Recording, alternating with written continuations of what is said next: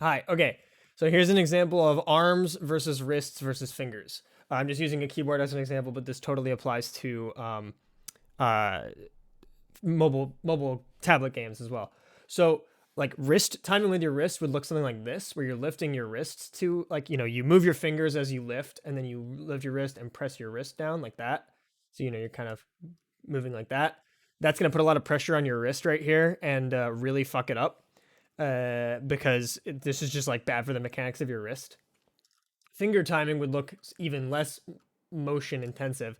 It would be like resting your fingers on the keys and pressing them without picking your wrists up.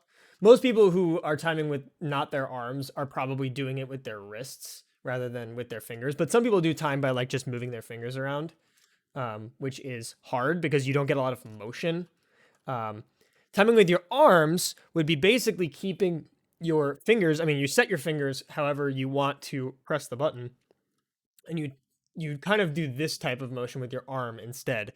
So all you're doing with your hand is adjusting where your finger is, and you're timing with your arm rather than timing with your wrist or timing with your fingers. You want to time with your arms, and the human body is way better at that, and the muscles in your arms and in your back are so much better for that motion and that timing. Sort of like when you're tapping a rhythm on like your legs or on the desk, you do that with your arms, not with your wrist. No one really taps like this, right? With your wrist on your with the mechanics of your wrist. You tap with your arms. When you're trying to keep a drum beat, you do it with your arms. It's the same thing for rhythm games. You can totally do it on a touchscreen or with a keyboard. You time with your arms and your kind of the muscles in your back and your shoulders rather than the wrists or your fingers.